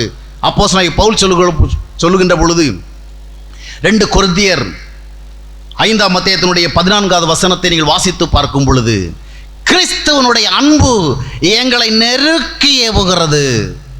ரோமர் 8ஆம் அத்தியாயத்தினுடைய 36ஆம் வசனத்தை வாசித்து பார்க்கும் பொழுது, கிறிஸ்துவனுடைய அன்பை விட்டு எங்களை பிரிப்பவன் யார்? Who will be able to separate us from the love of Christ? பாடுகளை அனுபவித்த மனிதன், துன்பங்களை அனுபவித்த மனிதன், எங்கு போனாலும் எதிர்ப்புகள், எங்கு போனாலும் ஏளனங்கள், எங்கு போனாலும் பரிகாசங்கள், வேதனைகள், போராட்டங்கள், இத்தனை நடந்த பிறகும் இந்த தேவ மனிதன் சொல்லுகிறார், கிறிஸ்துவனுடைய அன்பை விட்டு எங்களை பிரிக்கிறது யார்? ஆக அந்த உண்மையான தேவ அன்பை ருசித்த காரணத்தினால் தான் வாழ்க்கையில எந்த விதமான துன்பங்களை அனுபவித்த பொழுதிலும் கூட பின்வாங்காமல் இறுதி வரையில் ஆண்டவருக்கு சாட்சி நின்றார். கர்த்தருடைய அன்பை நாம் என்ன செய்ய வேண்டும்? நமக்குள்ளே அனுபவிக்க வேண்டும். எனவேதான் பக்தன் பாடினான், உள்ளமெல்லாம் உருகுதையா உத்தமனே உம்மை நினைக்கையில், உள்ளமெல்லாம் உருகுதையா உத்தமனே உம்மை நினைக்கையில், கள்ளனென்றோ தள்ளிடாமல் அள்ளி என்னை அணைத்தவா, சொல்லடங்கா வார்த்தையாலே சொந்தமாக்கி கொண்டவா, உள்ளமெல்லாம் ஒருகுதையாம் உத்தமனே உம்மை நினைக்கையில். என்னுடைய ஊழிய பாதையிலும் தொடக்கத்தில் அநேக ஆண்டுகள் நான் பலவிதமான துன்பங்கள் வழியாக தான் கடந்து வந்தேன். நெருக்கடிகள், இயேசு கிறிஸ்து குறித்து வெளியெல்லாம் சென்று மிக சிறப்பாக பிரசங்கிப்பேன். வாழ்க்கையினுடைய உள்வட்டத்தில் நிறைய போராட்டங்கள், வேதனைகள், பொருளாதார இயலாமைகள், மற்றவர்களால் ஏற்றுக்கொள்ளப்படாத நிலைமைகள், அற்பமாக எண்ணப்பட்ட நிலைமைகள், அடுத்த நேர சூழ்நிலை சந்திப்பதற்கு ஒன்றுமில்லாத நிலைமைகள், நாளை என்ன நடக்கப் போகிறது என்பது தெரிந்து கொள்ள முடியாத நிலைமைகள், தனிப்பட்ட வாழ்வில் நன்மை காண முடியவில்லை, குடும்பத்தில் நன்மை காண முடியவில்லை, எங்கு பார்த்தாலும் வறுமை. ஆனாலும் கூட என் ஆண்டவராக இயேசு கிறிஸ்துவின் சமூகத்தில் நான் என்னுடைய இருதயத்தை ஊட்டி ஜெபிக்கும் பொழுது உலகம் தர முடியாத ஒரு ஆனந்தம் எனக்குள்ள வரும், உலகம் தர முடியாத ஒரு சமாதானம் எனக்குள்ள வரும். என்னுடைய சூழ்நிலையில் ஒன்றுமே என்னிடத்துல இல்லை, ஆனால் அந்த சமாதானம், அந்த சந்தோஷம் எனக்குள்ளே வருகின்ற பொழுது நான் தங்கியிருந்த அந்த அறையில் இருக்கிற மேசையை தட்டி நான் பாட ஆரம்பிப்பேன். நிறைய பாடல்கள் உருவாகும். அக்கம் பக்கத்தில் இருக்கிறவங்கலாம் சொல்லுவாங்க, நீங்கள் ஜாலியான மனுஷன், ரொம்ப சந்தோஷமாக இருக்கிறீங்க. ஆனால் சாத்தான் சொல்லுவான், தாப்பா நல்லா சந்தோஷமாக பாடுறியே, துதிக்கிறியே, ஸ்தோத்தரிக்கிறியே, கண்களிலிருந்தெல்லாம் கண்ணீர் மல்க ரொம்ப சிறப்பாக உள்ள முருகி பாடுகிறாயே, இயேசுநாதர் உனக்கு என்னப்பா செஞ்சார்? உன் வறுமையை நீக்கினாரா? லட்சக்கணக்கான கடன்களுக்கு பின்னால் இருக்கிறையே, எந்த கடனையாவது அவர் தீர்த்தாரா? எத்தனையோ பிரச்சனைகள், எத்தனையோ நெருக்கடிகள் இருக்கிற, ஒன்றுமே அவர் உனக்கு செய்யலையே. ஆனால் பாடிக்கொண்டிருக்கிறாயே, உன்னை நீ ஏமாற்றி கொண்டிருக்கிறாயா? சாத்தான் ஒரு பக்கம் சொல்லுவான், இல்லை, அந்த சூழ்நிலை பார்க்கும் பொழுது ஒன்றுமில்லை தான், ஆண்டவரது என்னை பெற்றோம். ஆனால் மனிதர்களால் எளிதால் கண்டுகொள்ள முடியாத ஒன்றை நான் எனக்குள்ளே பெற்றிருந்தேன். அதுதான் கர்த்தரின் அன்பு. அல்லேலூயா! தேவனுடைய அன்பு, கல்வாரி வெளிப்பட்ட தேவ அன்பு, பரிசுத்த ஆவியின் மூலமாக ஊற்றப்பட்ட அன்பு. அந்த அன்பு உள்ளத்துக்குள்ளே உணரப்படுகின்ற பொழுது உலகம் மறக்கப்படுகிறது, துன்பங்கள் மறக்கப்படுகிறது, வேதனைகள் மறக்கப்படுகிறது. ஆண்டவர் எனக்கு என்ன தந்தார் என்பதை அல்ல, எனக்காக கல்வாரி என்ன செய்தார் என்பதை அங்கே உணர ஆரம்பிக்கிறேன். அங்கே பாடல் வருகிறது, பரவசம் வருகிறது.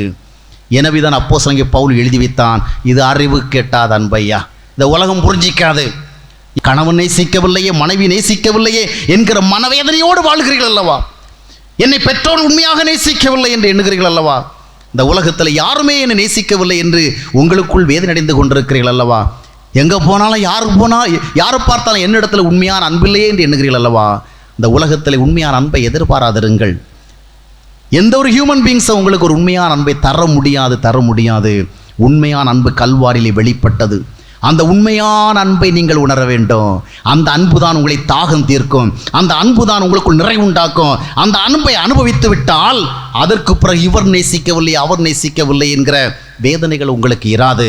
ஒருவேளை உங்களுடைய வாழ்க்கை சூழ்நிலையிலே, உங்களுடைய உறவு வட்டங்களிலே ஒருவரால் நேசிக்கப்படாதது போன்ற ஒரு வேதனையில் இருக்கலாம். ஆனால் ஆண்டவர் உங்களை நேசித்திருக்கிறாரே, ஒரேவரான குமாரனை தந்தோளை நேசித்திருக்கிறாரே, அந்த நேசம் உண்மை என்பதை விளக்குவதற்காக பரிசுத்த ஆவியை அனுப்பியிருக்கிறாரே. அந்த ஆண்டவருடைய அன்பை அனுபவிக்க நாம் முன்வர வேண்டாமா? அந்த அன்பை அனுபவித்து விட்டால் உலக அன்பிற்காக நான் கவலைப்பட மாட்டோம். வெளியே போய் நல்லா பிரியாணி சாப்பிட்டுட்டு வீட்டுக்கு வந்தால் வீட்டில் ரசம் இருந்தால் என்ன, சாம்பார் இருந்தால் என்ன, முந்தா நாள் செஞ்ச மீன் குழம்பு இருந்தால் என்ன, நமக்கு கவலை இல்லை. அப்படித்தானே?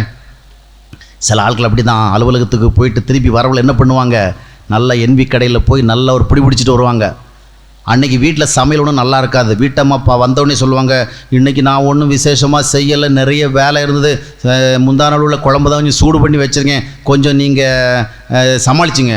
அவர் உடனே சொல்லுவாங்க, ஒன்றும் பிரச்சனை இல்லை. அதனால என்ன, ஏன் தெரியுமா,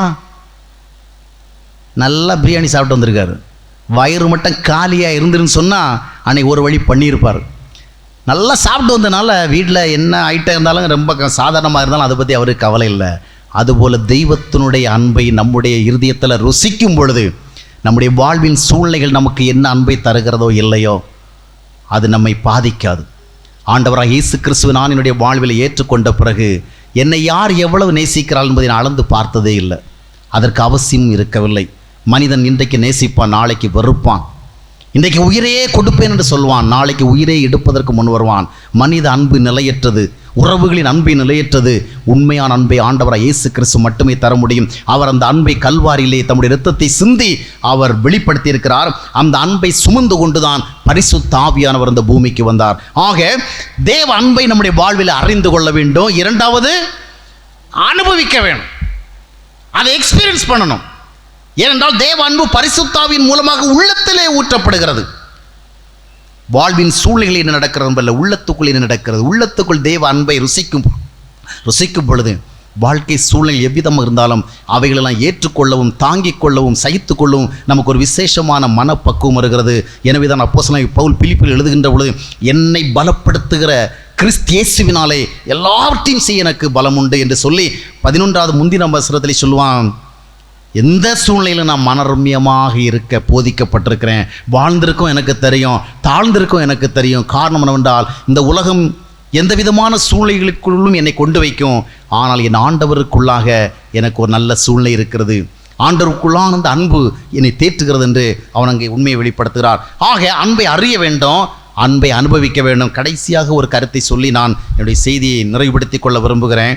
இப்போது ஒருத்தட்ட போய் நான் கேட்குறேன், ஐயா நீங்கள் கிறிஸ்துவனுடைய அன்பை அறிந்திருக்கிறீங்களா?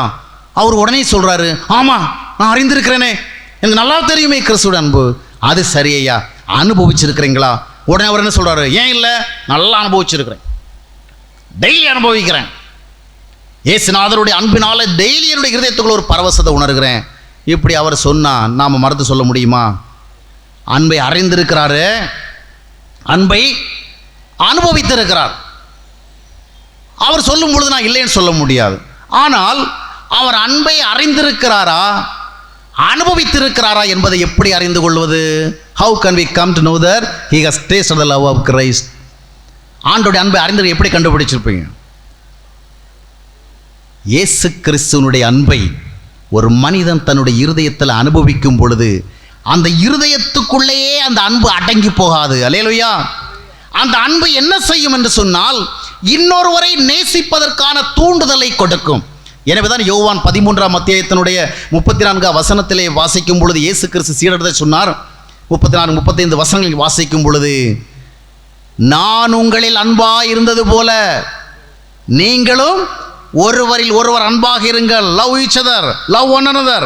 அதனால் என்ன நடக்கும்? நீங்கள் என்னுடைய சீடர்கள் என்பதை அறிந்து கொள்வார்கள். நீங்கள் ஒருவரில் ஒருவர் அன்பாக இருந்தால், நீங்கள் ஒருவரை ஒருவர் நேசித்தால், ஒருவருக்கு ஒரு உண்மையான அன்பை வெளிப்படுத்தினால், அதனால் இந்த சமுதாயம் நீங்கள் என்னுடைய சீடர்கள் அறிந்து கொள்வார்கள். அதனுடைய அர்த்தம் என்ன? நீங்கள் என்னுடைய அன்பை அனுபவித்தவர்கள் என்பதை அறிந்து கொள்வார்கள். என்றால் இயேசு கிறிஸ்துடைய சீடர்கள் என்றால் இயேசு கிறிஸ்துவை அன்பை அனுபவித்தல் என்று அர்த்தம். அப்போ நம்முடைய வாழ்விலே ஆண்டவரை நாம் அனுபவித்தால் அதனுடைய பிரதிபலிப்புகள் நம்முடைய வாழ்க்கையில் இருக்கும். தேவன் தம்முடைய அன்பை வெளிப்படுத்த விரும்பின பொழுது தம்முடைய ஒரேவரான குமாரனை தெரிந்து கொண்டார். அந்த குமாரன் மூலமாக கல்வாரிக்கு அன்பை அனுப்பினார். கல்வாரிக்கு அன்பு வந்து வெளிப்பட்டது. அதற்கு பிறகு தம்முடைய பரிசுத்த ஆவியின் மூலமாக அந்த அன்பை ஒரு மனிதனுடைய உள்ளத்துக்கு கொண்டு சென்றார். இப்பொழுது தேவ அன்பு மனிதனுடைய இருதயத்துக்குள் வருகிறது. இப்பொழுது ஆண்டவருக்கு இன்னொரு நோக்கம் இருக்கிறது. என்ன நோக்கம் என்று சொன்னால், கல்வாரிக்கு வந்த அன்பு, பரிசுத்த ஆவியின் மூலமாக ஒரு மனிதனுடைய உள்ளத்துக்குள்ளே வந்த அன்பு அந்த இருதயத்திலிருந்து அநேக இருதயங்களுக்கு கடந்து போக வேண்டும். அன்பை பெறாத, அன்பை அறியாத, அன்பிற்கு ஏங்குகின்ற அநேகருக்கு அந்த அன்பு கடந்து செல்ல வேண்டும். கல்வாரிக்கு அன்பை கொண்டு வருவதற்கு தேவகுமாரனை உபயோகித்தார். கல்வாரி வெளிப்பட்ட அன்பை இருதயத்திற்கு அனுப்புவதற்கு பரிசுத்தாவியை பயன்படுத்தினார். இப்பொழுது இந்த அன்பை மற்றவர்களுக்கு கொண்டு செல்வதற்கு தேவனிடத்தில் வேற யாரும் கிடையாது. பரலோகத்திலிருந்து யாரும் வரப்போகிறது கிடையாது. தூதர்கள் வரப்போகிறது கிடையாது. இப்பொழுது தேவ அன்பை மற்றவர்களுக்கு கொடுக்க வேண்டும். அதற்கு யார் தெரிந்து கொள்ளப்பட்டிருக்கிறார்கள்? சொல்லுங்க. நீங்களும் நானும் தான். நீங்களும் நானும் தான். அல்லேலூயா. கல்வாரில் வெளிப்பட்ட அன்பை பரிசுத்த ஆவியின் மூலமாக இருதயத்தில் ஊற்றப்பட்ட அன்பை சுமந்து கொண்டு இந்த அன்பற்ற சமுதாயத்திற்கு நேராக செல்வது என்னுடைய கடமை. அவன்தான் கிறிஸ்தவன். கிறிஸ்தவனுடைய அன்பை சுமந்து கொண்டு செல்லுகிறவன் தான் கிறிஸ்தவன். இந்த அன்பு இல்லை என்றால் ஒரு கிறிஸ்தவனிடத்தில் எத்தனை பக்தி செல் இருந்தாலும் நோ யூஸ். 1 கொரிந்தியர் 13ஆம் அத்தியாயத்தினுடைய அப்போஸ்தலனாகிய பவுல் சொல்லுவார், நீ உன்னையே சுட்டரிக்க கொடுத்தாலும் அன்பு இல்லைன்னா ஒன்றும் இல்லைப்பா. ஒரு பக்தி விரையில் உன்னை அழிச்சுக்கிறதுக்கு நீ முன் வரலாம், ஆனாலும் தேவ அன்பு உங்ககிட்ட இல்லைன்னு சொன்னால் ஒன்றும் கிடையாது. நீ அந்நிய பாஷையில் பேசலாம், தூதர் பாஷையிலே பேசலாம், ஆனால் அன்பு இல்லைன்னு சொன்னால் ஒன்றும் கிடையாது. உனக்கு இருக்கிறது எல்லாத்தையும் நீ தானம் பண்ணலாம், சொத்து சுகம் ஆஸ்தி அந்தஸ்து எல்லாத்தையும் மற்றவங்க எழுதி வைக்கலாம், ஆனால் அன்பு இல்லைன்னு சொன்னால் ஒன்றும் இல்லை. என்னங்க இருக்கிற சொத்தையெல்லாம் மற்றவங்களுக்கு கொடுக்குற அன்பு இல்லையா? உடலையே சுட்டரிக்க கொடுக்குற அன்பு இல்லையா? அந்நிய பாஷையில் பேசுகிறது அன்பு இல்லையா? உடனே விளக்கம் கொடுக்குறார் அப்போஸ்தலனாகிய பவுல். அன்புன்னா என்னன்னா ஏதோ அன்பா இனிமையா கனிவா பேசிகிட்டே இருக்கிறதில்ல. அன்புன்னு சொன்னா நீடிய சாந்தமாயிருப்பது, பொறுமையாயிருப்பது, தயவாயிருப்பது, அநியாயத்தை சகித்து கொள்வது, தீங்கு நினையாதது, தீமை செய்யாதது. அல்லேலூயா. அப்போ அன்பு என்பது எப்படி வெளிப்படுகிறது? சாந்தம், பொறுமை, அன்பு, தயவு, இரக்கம் இது போன்ற நற்குணங்களில் வெளிப்படுகிறது. இப்படியான ஒரு அன்பு, இப்படியான நற்குணங்களில் வெளிப்படுகிற அன்பு ஒரு மனிதனுக்கு இல்லாத பொழுது அவன் எவ்வளோதான் உலகத்துக்கு அள்ளி கொடுத்தாலும் சரி, எவ்வளோதான் உயிரே கொடுத்தாலும் சரி, ஒசாமா பின் லாடன் எவ்வளோ பெரிய கோடீஸ்வரனாக இருந்தாலும் கூட தன்னையே அழித்து கொண்டான், தன்னுடைய குடும்பத்தையும் அழித்தான். எதுக்கு தெரியுமா? ஒரு மத பக்திக்காகத்தான். கடவுளுக்காக ஏதோ செய்ய போகிறேன் என்று. அதனால் ஆயிரக்கணக்கான ஒரு லட்சக்கணக்கான அழிந்தார்கள். காரணம் என்ன? உண்மையான அன்பு என்னவென்று தெரியவில்லை, தாங்கிக் கொள்ள முடியவில்லை, சகித்து கொள்ள முடியவில்லை, அநியாயத்தை சகிக்கிற தன்மை இல்லை. அதை எதிர்த்து நிற்பதுதான் கடவுளுக்கு செய்கிற சேவை நினைத்தார். ஆனால் வேதம் தாங்கிக் கொள்வதை, பொறுத்து கொள்வதை அன்பு என்று சொல்கிறது. இயேசு கிறிஸ்துவினாலே ஒரு மனிதனுடைய இருதயத்திற்குள்ளே அன்பு வருகின்ற பொழுது அவன் சில காரியங்களை பொறுத்து கொள்ளுகிறான், தாங்கிக் கொள்ளுகிறான், விட்டு கொடுக்கிறான். இப்படிப்பட்ட அன்பின் வெளிப்பாடு குடும்பங்களில் இல்லாத காரணத்தினால்தான் குடும்பங்கள் உடைகின்றது. எத்தனையோ குடும்பங்களில் பணம், வசதி, ஆஸ்தி, அந்தஸ்து, கல்வி, தராதரம் எல்லாமே நல்லா இருக்கு, ஒன்றுக்கும் குறைவில்லை. பேலஸ் மாதிரி வீடு கட்டி வச்சிருக்கிறாங்க. இந்த ஊரில் அந்த ஊரில் நிறைய சொத்து வாங்கிட்டே இருக்கிறாங்க. லேட்டஸ்ட்டாக வருகிற கார்ஸ் எல்லாம் வாங்கிடுறாங்க, எல்லாம் வாங்குறாங்க. ஆனால் உள்ளுக்குள்ளே சந்தோஷம் இல்லையே, குடும்பத்துக்குள்ளே சமாதானம் இல்லையே, அன்பு இல்லையே. கணவன் இந்த பக்கம் பார்த்தா மனைவி அந்த பக்கம் பார்க்குறா. காரணம் என்ன? அன்பின் மூலமாக வெளிப்படுகிற குணாதிசயங்கள் இல்லை. இப்படிப்பட்ட குணாதிசயங்களை உருவாக்குவதற்குத்தான் இயேசு கிறிஸ்துவினுடைய அன்பு ஒரு மனிதனுடைய இருதயத்துக்குள்ளே கடந்து வருகிற. அருமையான சகோதரனை, சகோதரியே, நான் தான் அன்பை சுமந்து கொண்டு இந்த அன்பற்ற சமுதாயத்திற்கு கொண்டு செல்ல வேண்டும். அன்பிற்காக ஏங்குகிறவர்களுக்கு நாம் அன்பை கொண்டு செல்ல வேண்டும். என்னை நேசிக்க யாரும் இல்லை, யாரும் இல்லை, யாரும் இல்லை என்று நாம் மூலையில் உட்கார்ந்து அழுது கொண்டே இருப்போம் என்று சொன்னால் இன்னும் இன்னும் நம்மை யாரும் நேசிக்கவில்லை என்பதை தான் அறிந்து கொள்ளுமே ஒழிய ஒருபோதும் வாழ்வினுடைய இறுதி பகுதி வரையிலும் அன்பை அனுபவிக்க மாட்டோம். ஆண்டவராக இயேசு கிறிஸ்துவுக்கு நம்மை அர்ப்பணித்து, ஐயா, கல்வாரில் வெளிப்பட்ட அந்த அன்பை, பரிசுத்த ஆவியின் மூலமாக ஊற்றப்பட்ட அந்த அன்பை எனக்குள்ளே ஊற்றும் ஆண்டவரை. என்னை நேசிக்க யாரும் இல்லை ஆண்டவரே. சகோதரர்கள் நேசிக்கவில்லை, கணவன் நேசிக்கவில்லை, பெற்றோர் நேசிக்கவில்லை, அயலார் நேசிக்கவில்லை, சபையார் நேசிக்கவில்லை. நான் இந்த வேதனையிலே வாழ்ந்து கொண்டிருக்கிறேன். எனக்கு ஒரு உண்மையான அன்பை தாருமையா என்று ஆண்டோடைய சமூகத்தில் கேட்கும் பொழுது அன்பு ஊற்றப்படும். அந்த அன்பு ஊற்றப்படுகிற இருதயம் அதற்கு பிறகு என்னை நேசிக்க யாரும் இல்லையே என்று ஏங்கிக் கொண்டாமல் நான் யாரை நேசிக்க வேண்டும், என்னால் நேசிக்கப்பட வேண்டியவர்கள் யார் என்று எண்ண ஆரம்பிக்கின்றது. அன்பு கடந்து செல்கிறது. அல்லேலூயா. இந்த அன்பைத்தான் இன்றைய திருச்சபைகளிலே பார்க்க முடியவில்லை. இன்றைய திருச்சபையிலே கோபம் வெளிப்படுகிறது, எரிச்சல் வெளிப்படுகிறது, பொறாமை வெளிப்படுகிறது, பெருமை வெளிப்படுகிறது, அகம்பாவம் வெளிப்படுகிறது, ஆணவம் வெளிப்படுகிறது, பழி வாங்கும் மனோபாவம் வெளிப்படுகிறது, வரட்டு கௌரவம் வெளிப்படுகிறது. அன்பு வெளிப்படல, தாழ்மை வெளிப்படவில்லை, சாந்தம் வெளிப்படவில்லை. ஏதாவது ஒன்றை அடைவதற்காக ஜென்ம சுபாவ ரீதியாக கடுமையாக போராடுகிறாள். தேவ கோபாக்கினை அவர்கள் மேல் வந்து கொண்டிருக்கின்றது. ஆண்டவர் உங்களிடத்தில் அன்பை பார்க்க விரும்புகிறார், தாழ்மையை பார்க்க விரும்புகிறார், உண்மையை பார்க்க விரும்புகிறார். நான் யார் என்பதை எல்லாருக்கும் காண்பிக்க வேண்டும் என்கிற வரட்டு கௌரவத்தை அல்ல. 2000 ஆண்டுகளுக்கு முன்பாக அன்பு சிலுவையில் ஊற்றப்பட்டும் இன்று வரும் அதை அனுபவிக்காமல் வாழ்கிறோமா? ஆண்டவருக்கு முன்பாக நம்மை தாழ்த்தும். ஆண்டவர், அந்த அன்பு எனக்குள்ள வரட்டும், என்னுடைய கடினமான மனநிலைகள் மாறட்டும், வரட்டு கௌரவங்கள் மாறட்டும், ஆணவங்கள் மறையட்டும், அகம்பாவும் போகட்டும், பெருமை போகட்டும், எத்தனை ஆண்டுகளாக நான் மனதில் வைத்துக் கொண்டிருக்கிற கசப்புகள் போகட்டும், வைராக்கியம் போகட்டும், இந்த இருதயம் இலகுவாகட்டும். உம்முடைய அன்பை தவிர வேற எந்த விதமான தீய சுபாவங்களுக்கும் பழக்கங்களுக்கும் என்னுடைய இருதயத்தில் இடம் இருக்க வேண்டாம் ஆண்டவரே. உம்முடைய அன்பு என்னை ஆட்கொள்ளட்டும் என்று ஆண்டுடைய சமூகத்தில் அர்ப்பணிக்க வேண்டும். அல்லேலூயா. அர்ப்பணிப்போமா?